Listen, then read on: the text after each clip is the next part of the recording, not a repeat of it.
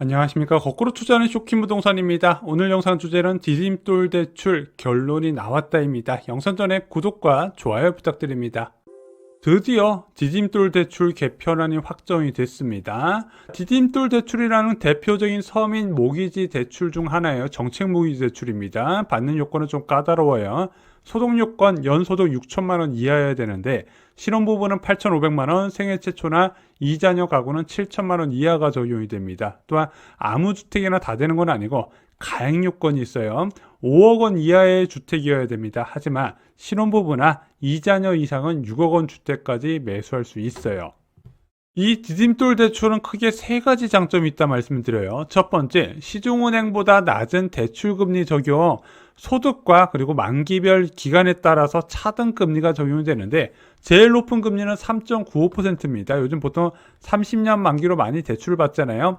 2.9%에서 3.95%가 적용되는데 이걸 다 그대로 적용받는 게 아니라 여기에 또 우대금리가 적용이 돼요. 그래서 다자녀는 0.7, 이자녀는 0.5%포인트, 1자녀는 0.3%포인트, 신혼부부는 0.2%포인트 이런 식으로 우대금리까지 적용되다 보니까 보통 3% 전후로 금리를 많이 받으시더라고요. 지금 시중은행에서 4.56% 정도 금리가 나오거든요. 그에 비해서 한참 낮더라. 게다가 얘는 고정금리 대출입니다. 보통 은행의 고정금리 대출은 5년 뒤에 금리가 바뀌는데 얘는 30년 동안 똑같은 금리가 적용되다 보니까 시장 금리 변화에 덜 영향을 받는 특징이 있어요. 마지막으로 이 대출은 정책 모기지 대출이기 때문에 DSR이 적용받지 않습니다. 그래서 많은 분들이 선호를 하고 특히 지방 같은 경우는 이런 디딤돌 대출 의존도가 굉장히 높다 이렇게 보시면 될 것 같아요.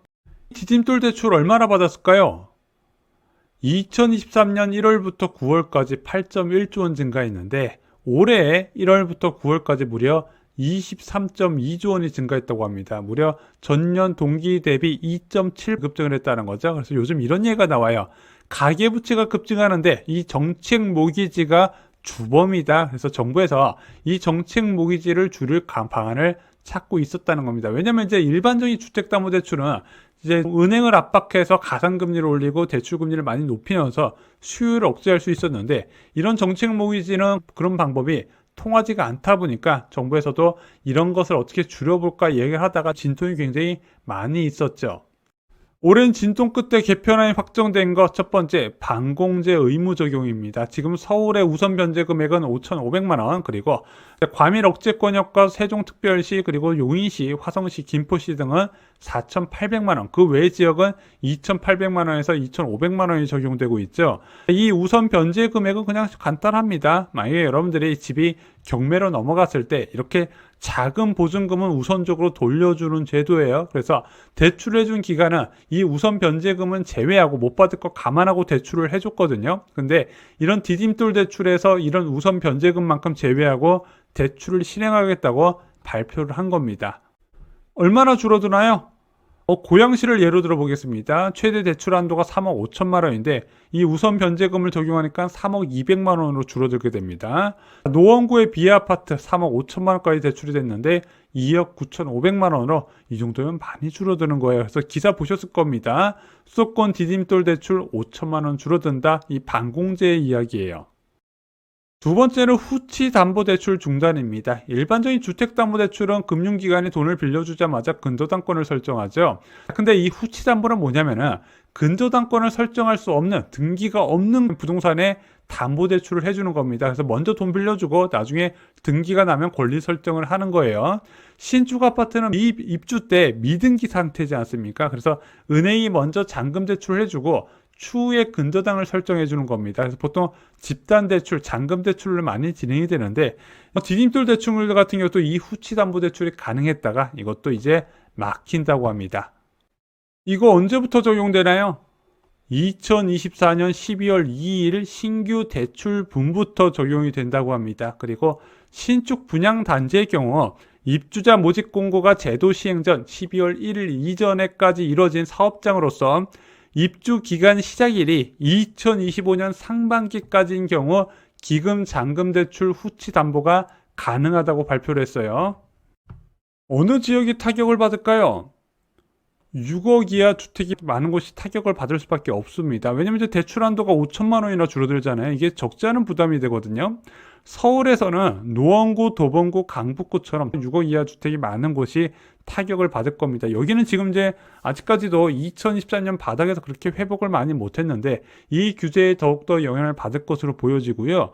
경기도에서는 고양시, 의정부, 구리시, 김포시, 시흥시처럼 반공제의 영향을 많이 받는 지역이 타격을 받을 것으로 보여집니다. 그래서 국토부에서는 이번에 이제 맞춤형 관리로 디딤돌 대출이 3주에서 5주 정도 줄어들 것으로 전망을 하더라고요.